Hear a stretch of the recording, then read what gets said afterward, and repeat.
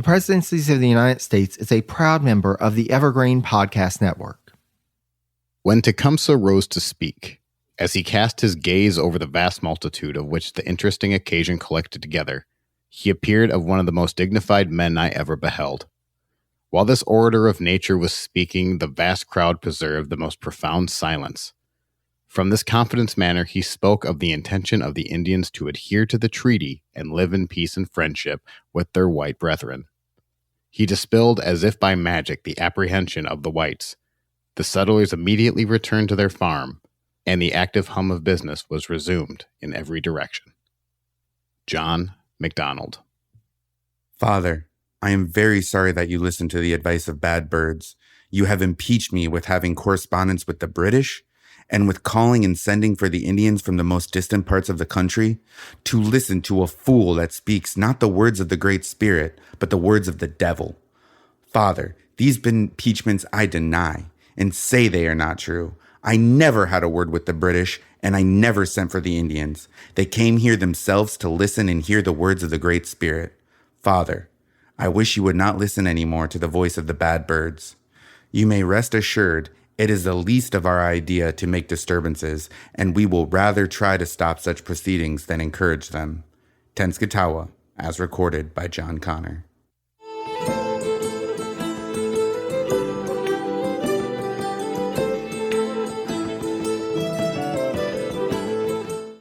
As we've already seen, the events that led up to what we now know of as the War of 1812 involved disparate individuals and groups spread across a wide geography. In this episode, we'll be returning our focus to the native peoples of North America and, as the title of this episode suggests, getting acquainted with two men who play a large role in the coming war. Before we do that, though, I'd like to welcome you to the Presidencies of the United States. I'm your host, Jerry Landry, and this episode is being recorded on the homeland of the Chura, Manoye Iswahili, Catawba, and Sugaree nations. Special thanks to Eric and Matt of the Ranking 76 podcast for providing the intro quotes for this episode. As soon as I started working on the script for this episode, I reached out to them as they seemed a perfect fit to read the opening quotes, as they did episodes on Tecumseh and Tenskwatawa on their podcast. I can only hope that they feel that this episode does both of these historic figures justice. To those who have not listened to Ranking 76 yet, Eric and Matt are examining the lives and legacies of 76 individuals who are part of the history of the American West. Their subjects range from George Armstrong Custer to Annie Oakley to Sitting Bull to the Donner Party. They talk about folks who are well known to the general public, as well as some lesser-known individuals that are still quite fascinating, be they heroes or villains. Beyond just producing a great podcast that's on my regular rotation, Matt and Eric are genuinely great folks, and it is my honor and privilege to call both of them friends. Learn more about their podcast by going to their website, Ranking76, that's the number 76.wordpress.com, or search for Ranking 76 wherever fine podcasts can be found. One more agenda item before we get started. I feel like I'm saying this more in the Madison Presidency series than I have in any other series, but with so many disparate topics and individuals coming together in the larger narrative of the War of 1812, I do feel that I need to preface this episode with the fact that this is not intended to be an all-encompassing biography of either Tecumseh or Tenskwatawa. Though there are things that you will need to know about both as it relates to the larger narrative of the Madison Presidency, it's beyond the scope of this podcast to cover every aspect of their lives. If you are interested in learning more about Tecumseh, I would recommend John Sugden's Tecumseh, A Life. Likewise, for more information about Tenskwatawa, you might want to check out R. David Edmonds' The Shawnee Prophet. Both are sources used for this episode and will be listed in the sources section for this episode on the website, Presidencies Podcast, that's all one word.com. I'll also have links to the Ranking 76 episodes on Tecumseh and Tenskwatawa on the website as well. With that said, let's get started. Tecumseh was born to Pekeshkenwau and Methawasaski, somewhere along the Scioto River in what is now present-day Ohio, though it's not known whether he was born at Chillicothe or at Keespico Town. It's also not known exactly what year Tecumseh was born. The years given by folks over the years range from 1764 to 1771, though most likely it's somewhere between 1764 and 1768. A brother named Nahasimu was born a few years later. Then, in the winter of 1774 and 1775, Metawataski gave birth to triplets. One of the babies died at birth, but the other two would live on and were named Kumskoko and Laloshiga. The latter is the man who would later call himself first Lalawethika and finally Tenskwatawa. As we've already seen in previous episodes, and as Edmonds notes, quote, the closing decades of the 18th century were dark years for the Indian peoples of the Old Northwest. As Tecumseh biographer Sugden describes, quote, his, i.e., Tecumseh's, was a childhood savaged by the ferocities of war. These were years which, for Tecumseh, were marked by disruption, insecurity, brutality, and want. He knew hunger, fear, and grief. 5 times between 1774 and 1782, invading armies penetrated his tribe's territory, burning and killing. Tecumseh fled for his life, with his home in flames behind him. The young boys would grow up without a father, for on October 10, 1774, Pukeshinwau died attacking a militia force from Virginia that had invaded. Part of the conflict was due to the actions of the Haudenosaunee, who you may know as the Iroquois.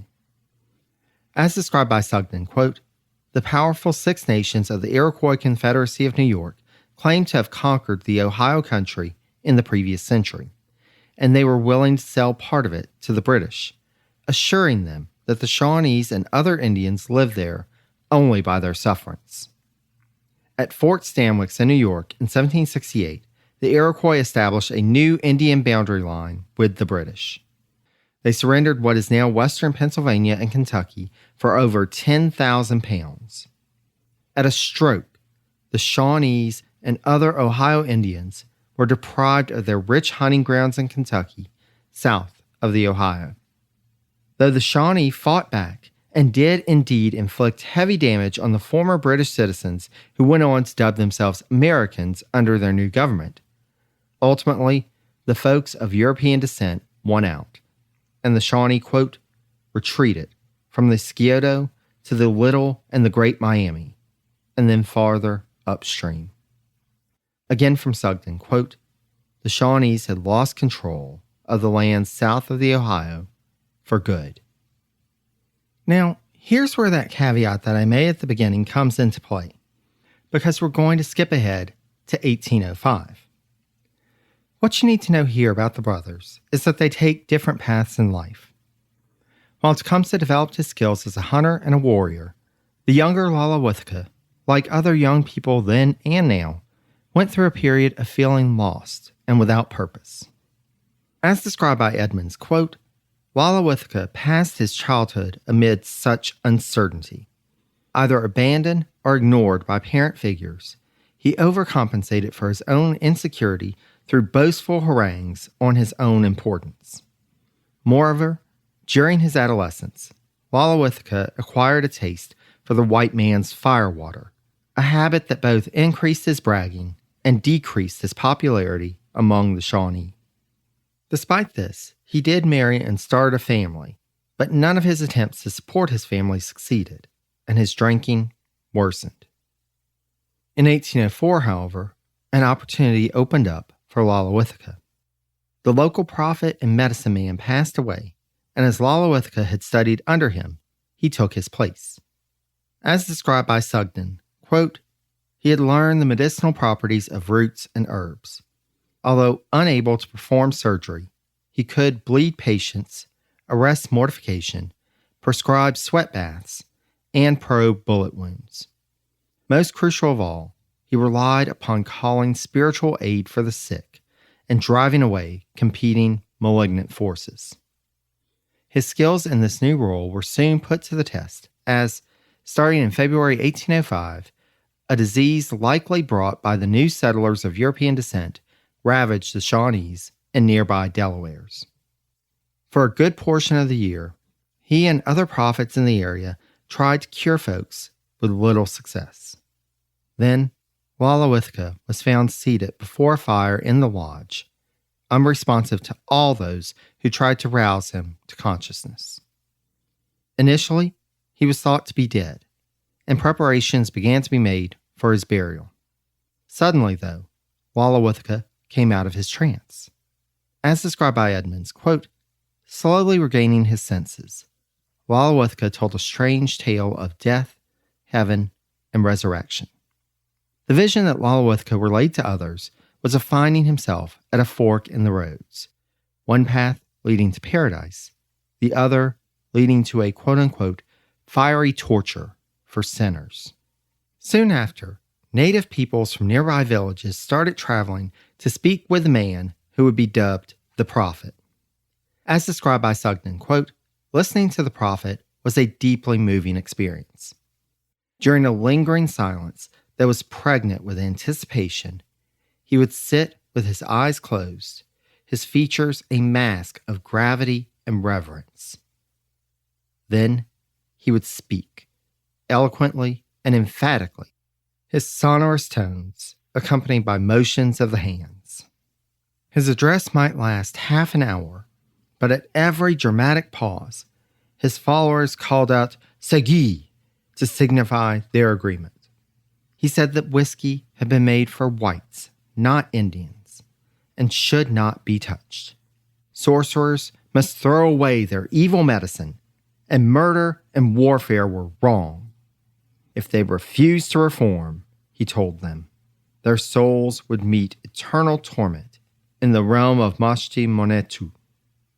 Walawithka urged his followers to reject white culture, quote, and he opposed land cessions.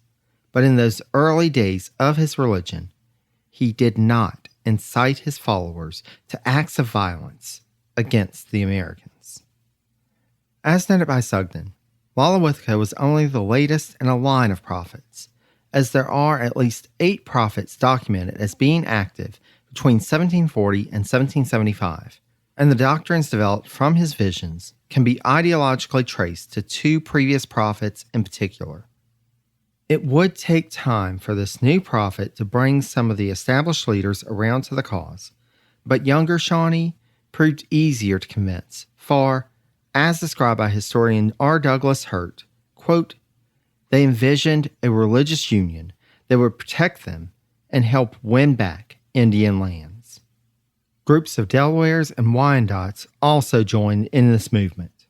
As described by Sugden, quote, the prophet was not a likable man, but he was the voice of an oppressed people. Around him, the tribes were losing almost everything. Their lands, security, livelihoods, cultures, dignity, and self-respect, even their very identities. Their villages were disintegrating, divided by factionalism, drunkenness, violence, and the erosion of communal values.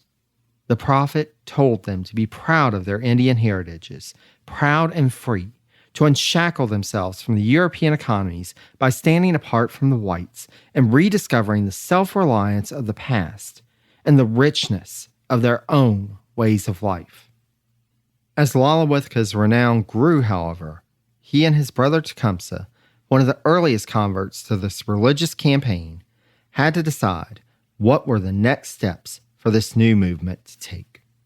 I'm Ken Harbaugh, host of Burn the Boats from Evergreen Podcasts. I interview political leaders and influencers, folks like award-winning journalist Soledad O'Brien and conservative columnist Bill Kristol, about the choices they confront when failure is not an option. I won't agree with everyone I talk to, but I respect anyone who believes in something enough to risk everything for it. Because history belongs to those willing to burn the boats. Episodes are out every other week wherever you get your podcasts. In 1806, the decision was made by the 2 brothers to establish a new village near Greenville in the state of Ohio. For long-term listeners, that name might sound familiar. The Treaty of Greenville was the one signed there in 1795, ending the conflict dubbed the Northwest Indian War, as described way back in episode 1.28. This was a provocative act, as this site was on the U.S. side of the boundary established by that treaty, and people of European descent in the area grew concerned about the steady influx of young warriors flocking to the prophet's village. Both the message of Lalawithka and the land cessions negotiated between 1804 and 1807 by the zealous governor of the Indiana Territory, William Henry Harrison, drove new followers to the village in Greenville. Kickapoos from the headwaters of the Sangamon River, as well as Potawatomis from modern-day Illinois, western Michigan, and Wisconsin, made their way down to the new village in Ohio. Beyond these changes for Lalawithka, however, folks were starting to notice differences with his brother. As described by Sugden, quote, most obvious was the change in his appearance. Suddenly, Tecumseh reminded older Indians of a past they had thought lost forever. He began to dress in a fashion that had been obsolete for at least half a century. The chief put aside his European shirts, the linen hunting frocks sometimes worn over them, and the cloth leggings, and commonly turned out in simple, neat, and clean suits of soft deerskin. No longer were his frocks and his leather moccasins decorated with the beads and ribbons hawked by whites. Now, he used the dyed quills of the porcupine. Tecumseh also changed his dietary habits, giving up whiskey for good and eating more dishes made from native produce. Again from Sugden, quote, his transformation was less dramatic than his younger brother's, but it was real, nonetheless.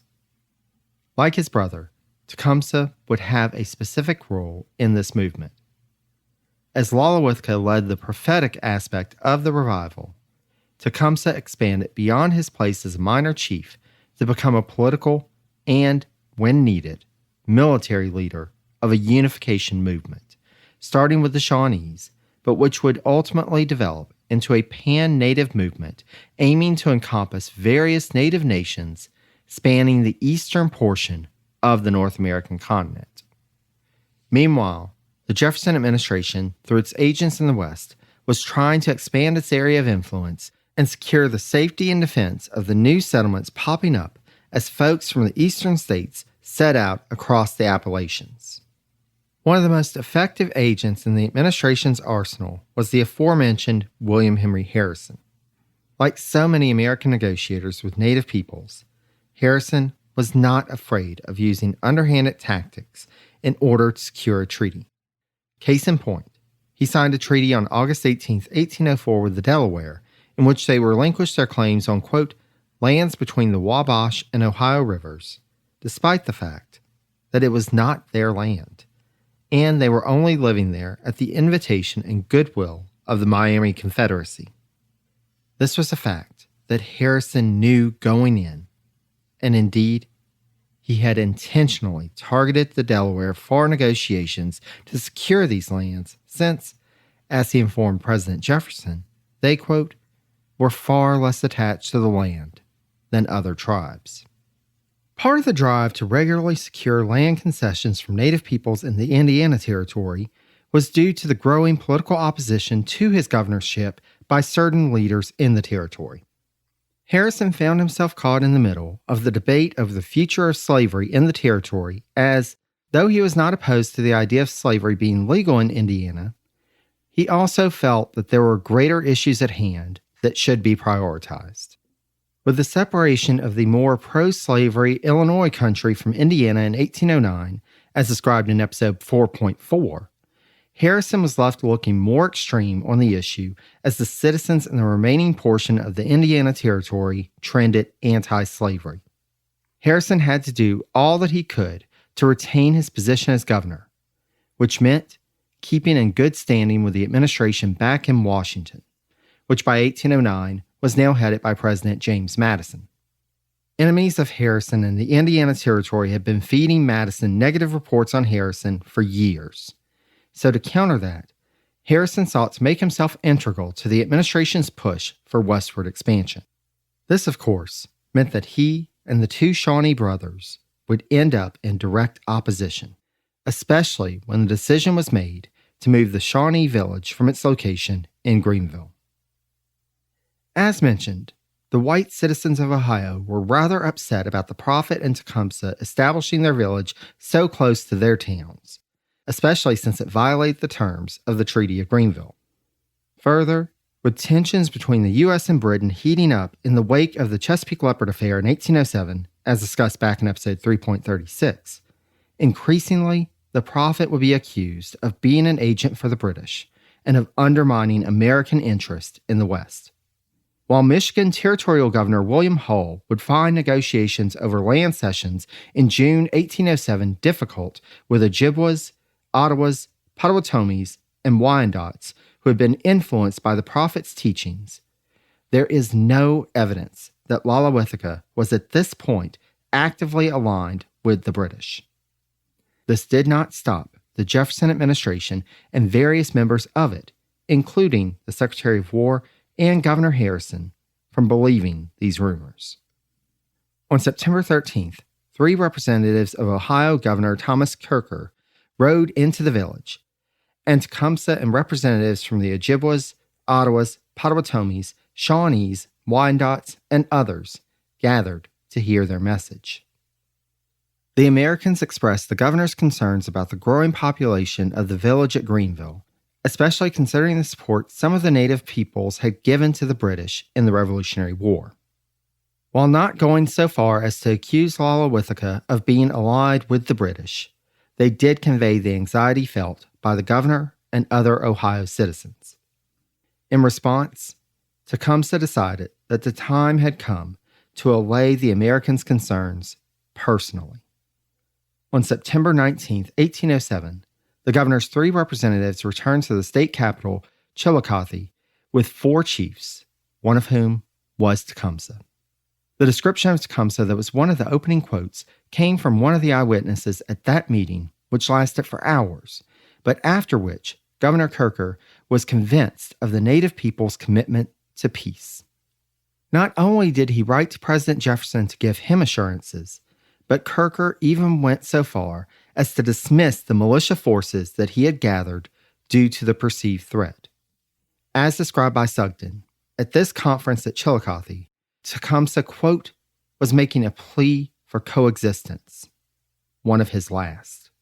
He wanted the Americans to respect the right of the Indians to live and worship in peace as they wished, free from the interference of United States officials and unfriendly tongues.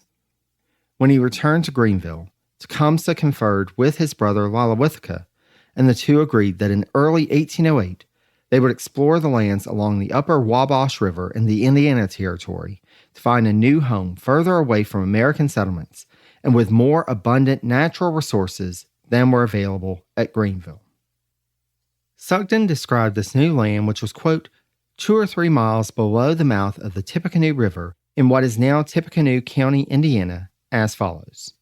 Quote, the waters of the Wabash were rich in fish, and turtles deposited their eggs on the islands and sandbars that abounded.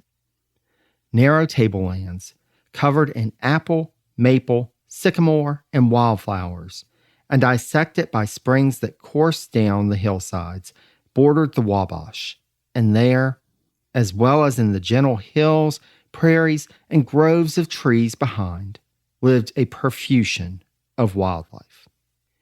In its heyday, the village was impressive by Indian standards. 200 bark-sided houses occupied the upper end of the site, on the high ground that overlooked the river some 50 yards distant. On the bottomlands, the Indians beached their canoes. This new home, which white Americans would dub Prophetstown, would offer the Shawnee brothers new opportunities. For Lalawithika, he adopted a new name around this time, Tenskwatawa, which is translated as the open door. This new base of operations would put Tenskwatawa closer to many of his new converts in the Michigan and Indiana territories. This new location would also put them closer to other potential allies. Unbeknownst to the Shawnee, in December 1807, the Governor-General of Canada, Sir James Craig, had sent new instructions to British agents engaging with native peoples. Though they were still, quote, to avoid anything that opened Britain to charges that they were inciting the Indians against the United States, In private meetings, the agents could insinuate to the chiefs that as a matter of course, we shall look for the assistance of our brothers.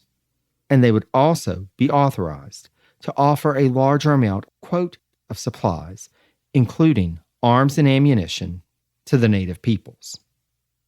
At this time, though, the native leaders in the village were still hopeful that they could find a peaceful understanding with the Americans.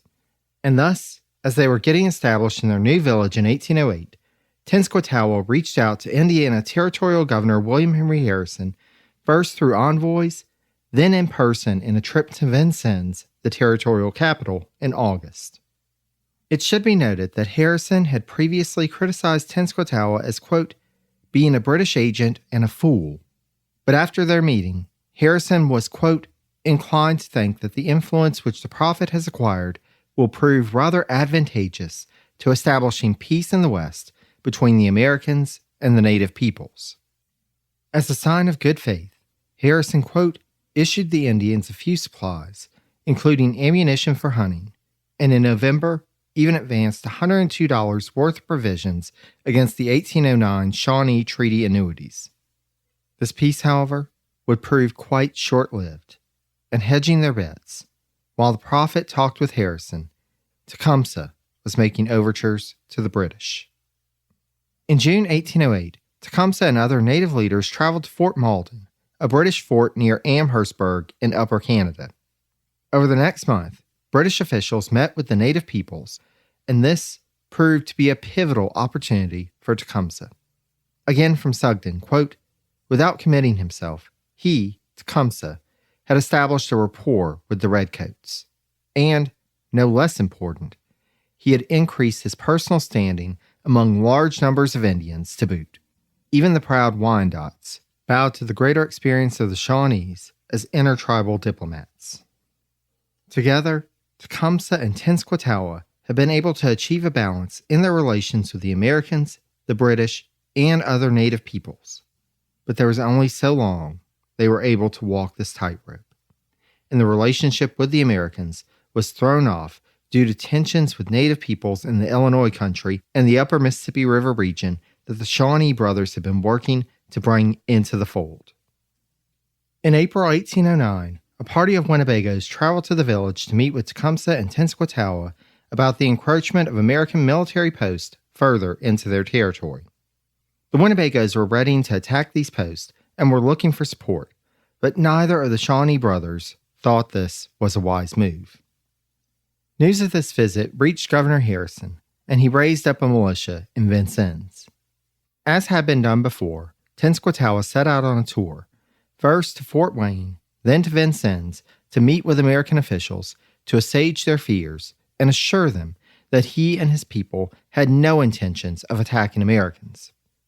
Ultimately, the Winnebago plot came to little more than a quickly repulsed attack on Fort Dearborn in what is now modern-day Chicago in August 1809. Despite, or perhaps because of, the fears inspired amongst the white settlers at this offensive action by the Winnebagos, it would be the Americans that would drive the two Shawnee brothers into the arms of the British and into opposition to their aims in the area. At that point, the boundary between native lands and areas open to American settlement was only 21 miles north of Vincennes. Especially after the Illinois country split off into its own territory, if the remaining Indiana territory were ever to achieve statehood, Harrison would have to figure out a way to increase its population. And to the governor, the answer was clear. They would need the native peoples to cede more land for Americans to develop. Now, as historian Robert Owens points out, quote, the entire territory, factoring in the loss of Illinois, had only 24,500 white settlers spread over several million acres. Had he the opportunity to do so, Harrison would likely counter Owens' statement by asserting, as he did in explaining the situation to Secretary of War William Eustis, that some of the land south of Vincennes was, quote, sunken and wet, while the land to the north was more suitable to agricultural development.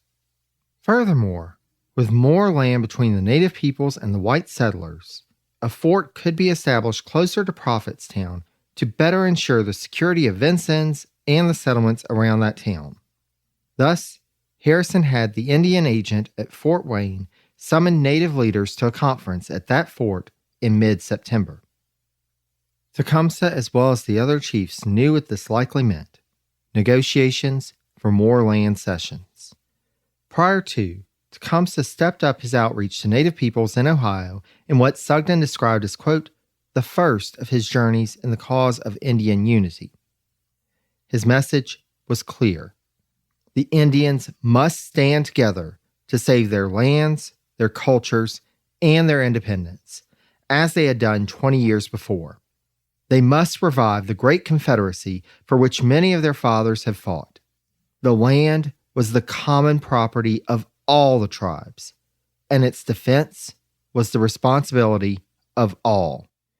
While Tecumseh was recruiting, Harrison made preparations for the Fort Wayne negotiations, which included ensuring that he had, at least in part, a friendly audience once they began. Again, from Sugden, quote, the negotiations at Fort Wayne that September were well managed, but they fell short of the standards that justice or even the federal government demanded. Harrison packed the proceedings with members of the populous and needy Potawatomi villages. Not the western Potawatomis who would have nothing to do with the treaty, but those of the St. Joseph River in southeastern Michigan. Like most Indians, the Potawatomi were suffering greatly at this time, hit by the fall in the price of peltries and the depletion of the game.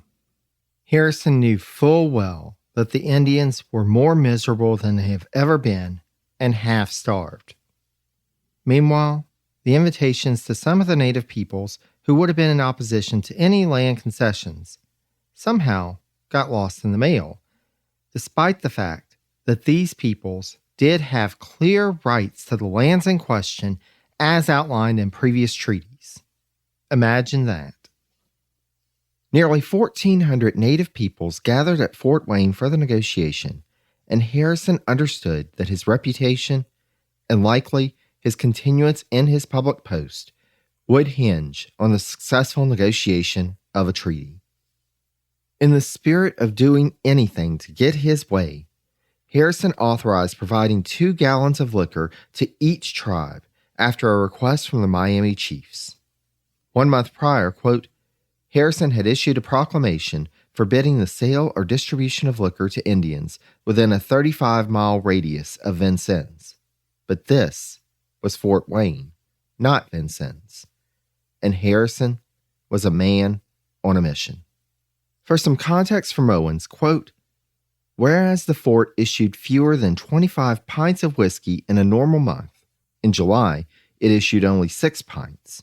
Between September and October, the 1,390 Indians present consumed over 7,000 gills, about 218 gallons of whiskey. In speech after speech, Harrison urged them that selling large tracts of land was ultimately to their benefit, as this would end up in them unloading less than desirable lands to the Americans versus their proposal of selling land per acre. If they were buying by acre, Harrison told them, the Americans would only pick the best of lands and leave the poorer quality tracts for the native peoples. He also trotted out the oft-repeated, but to date not followed through promise, that this would be the last land cession that the United States would request of them.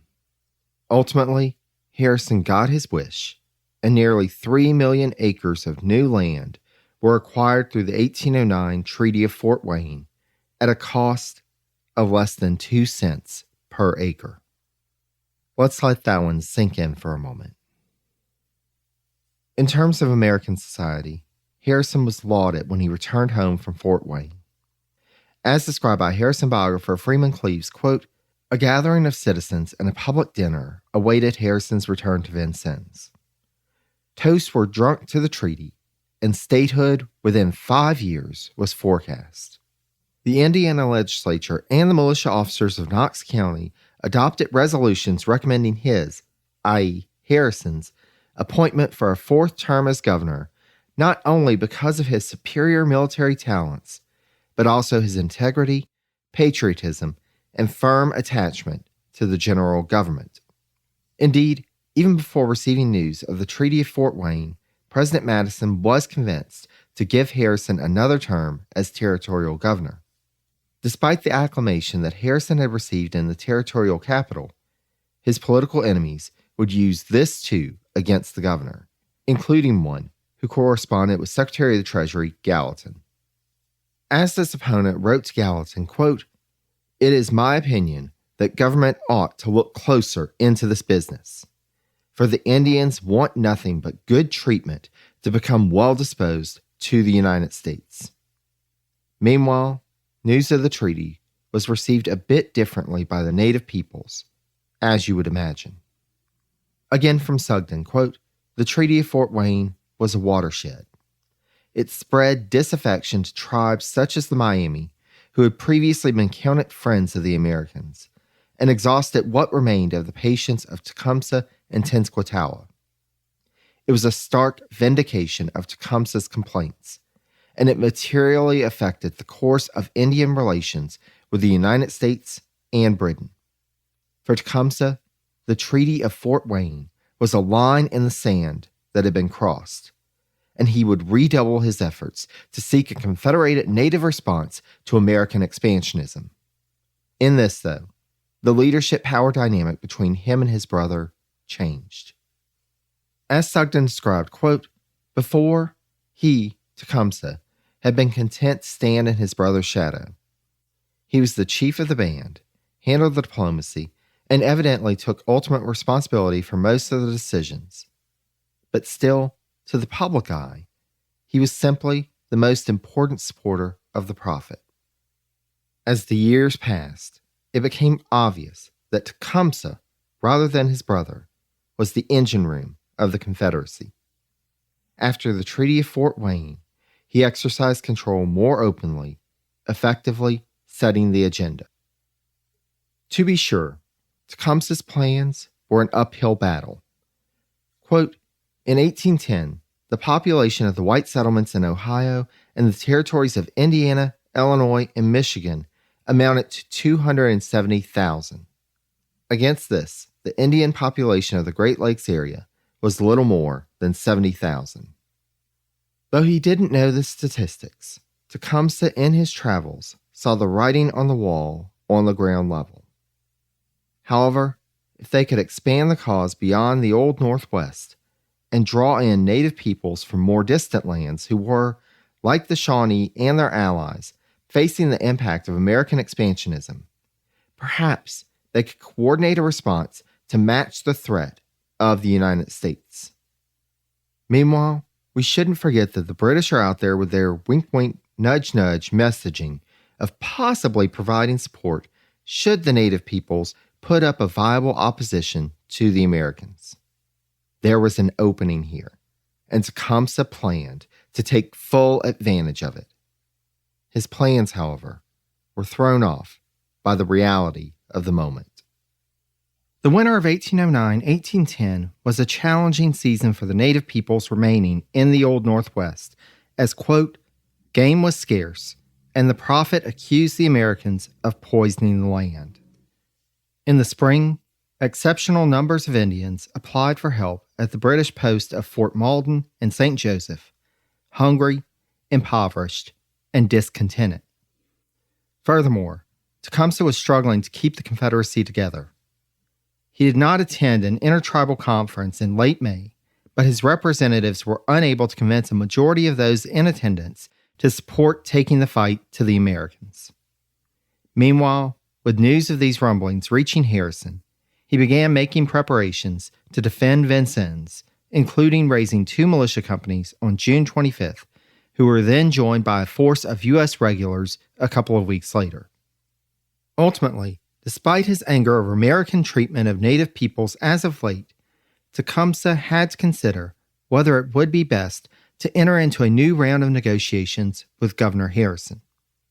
In July, he sent 2 Shawnees to Vincennes to assure the governor that the native chiefs were not in favor of war with the Americans, and Harrison, in turn, sent his own messenger to Prophetstown.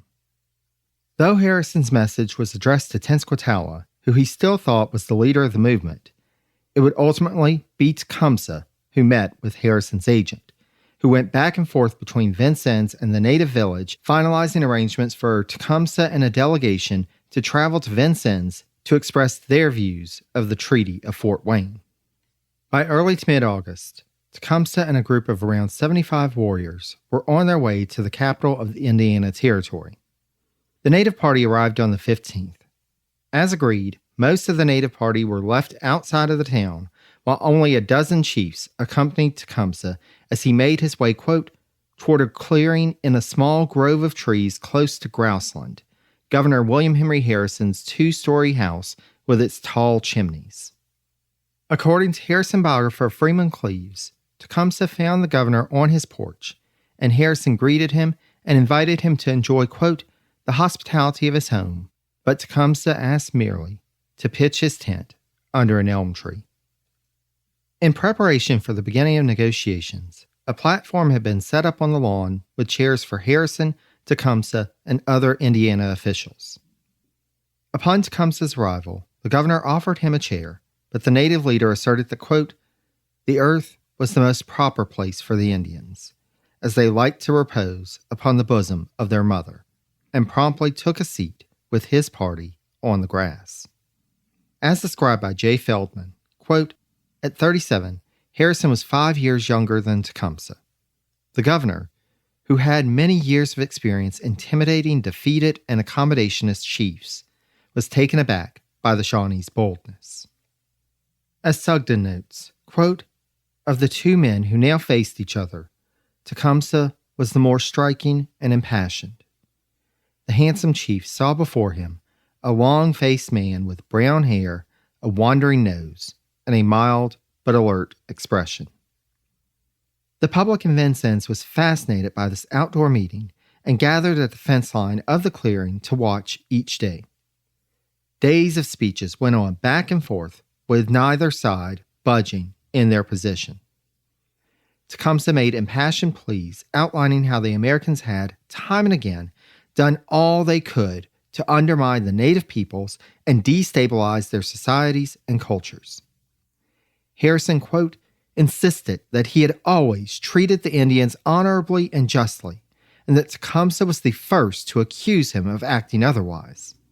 Harrison also stated that he had heard reports blaming Tecumseh for stirring up trouble between the northwestern tribes and the United States. As described by Sugden, quote, Harrison had spent years speaking to Indian leaders, but he had never met one like Tecumseh before. Here was no humble supplicant or surly dissembler. The man standing before him boldly claimed to represent every tribe on the continent, candidly denounced the land cessions, and fiercely declared his determination to resist them. Although he disavowed hostile intentions, he predicted that war would be the result of American policies and showed no fear of it. Some might have been moved by Tecumseh's oratory. Harrison was not one of those folks. Again from Sugden, quote, as far as Harrison, was concerned, the land had been bought from its rightful owners, and the idea that the Indians held land in common was not only manifestly preposterous, but dangerous. It would undo every treaty he had made and block the further purchases he had in mind. To this point, cordiality had been maintained, but 3 days in, and one of the men lost control. While Harrison was defending the U.S. government and its interactions with Native peoples as being honorable and just, Tecumseh, quote, rose to his feet in anger, gesticulating violently.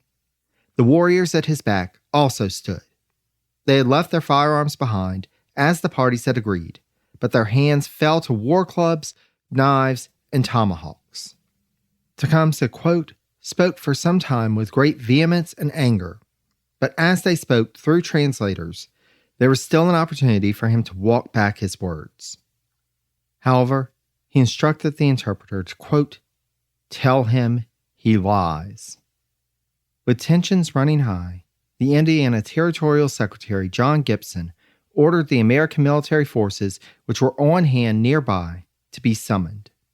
Harrison drew his dress sword while, quote, a civilian scurried to the governor's house to find a gun to defend Harrison's family, and other citizens pulled rails from a fence to defend themselves. For a moment, it seemed like the gathering was about to explode into violence. But Harrison took charge of the situation and ordered the interpreter, quote, to tell Tecumseh the council was finished. He would reply to the Indians' complaints in writing, and if the chief wanted to speak to him again, he must act through another person. With that, the two sides retreated to their respective corners. Harrison spent the night fearful that the native peoples were about to launch a strike on the town and gathering 3 militia companies just in case, while Tecumseh used the time to reflect on his mistake. The next morning found the interpreter waiting on the governor with a message from the native chief. Quote, Tecumseh readily apologized for his conduct. After some reflection of his own, Harrison gave his approval for the council to come back together that afternoon, though he also made sure the militia was nearby, just in case. Despite the resumption of talks, it soon became apparent that nothing was going to be gained from further discussions. Neither leader would back down. Harrison ultimately agreed to send Tecumseh's complaints to President Madison, quote, but he very much doubted that the chief's terms would be acceptable. To this, the Shawnee chief replied, quote, as the great chief, i.e., the president, is to determine the matter, I hope the Great Spirit will put some sense into his head to induce him to direct you to give up this land. It is true, he is so far off. He will not be injured by the war. He may still sit in his town and drink his wine, whilst you and I will have to fight it out. We'll have to leave matters in the West here for the moment, for our time together is slowly drawing to a close. There will be much more to this history, believe you me, but in order to understand all the events that were happening around the same period of time, we must turn our attention to events happening in other parts of the Western Hemisphere, as well as the Iberian Peninsula, in an episode I'd like to call The Spanish Dilemma. In the meantime, special thanks again to Matt and Eric of the Ranking 76 podcast for providing the intro quotes for this episode. And be sure to check out Ranking 76 anywhere fine podcasts can be found. You can also go to their website, which is Ranking76, that's the numbers 76.wordpress.com. And a link to their website will be on the source notes section for this episode. I'd also like to thank Christian of Your Podcast Pal for his audio editing work on this episode. Christian's work is invaluable in providing me more time to research, record, and promote the podcast, while at the same time knowing that the audio quality is going to be on point thanks to his editing skills. If you'd like to enlist Christian services for your podcast or audio project, check out his website at yourpodcastpal, that's all one word.com. Special thanks also to the Itinerant Band for allowing us the use of clips from their rendition of Jefferson and Liberty as the intro and outro music for this episode. Highly recommend checking out their music anywhere fine music can be found. Or you can learn more about them through the link on the source notes section for this episode on the website, which is Presidencies Podcast, that's all one word.com. There, you can find past episodes, tons of resources to learn more about each of the presidents, and information about how you, yes, you, dear listener, can help to support the podcast. It only takes a minute to leave a rating and review on Apple Podcasts, Podchaser, Good Pods, or any other podcast platform that has that capability. So I hope you'll consider doing so to let folks know why they too should listen to Presidencies. If you have any questions or comments, feel free to drop me a line at presidentiespodcast, again, all one word, @gmail.com, or reach out to me on social media. I'm on Facebook at Presidencies, on Twitter at Presidencies89, and on Instagram at presidentiespodcast, that's right, all one word. Thanks so much for listening, and until next time, stay safe and healthy, be kind to one another, and take care, dear friends.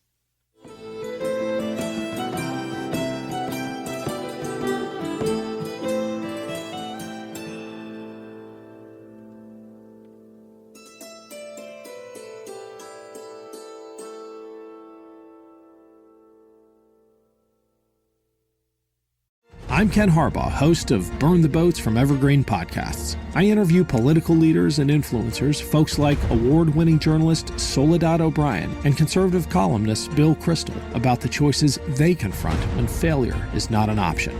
I won't agree with everyone I talk to, but I respect anyone who believes in something enough to risk everything for it. Because history belongs to those willing to burn the boats. Episodes are out every other week wherever you get your podcasts.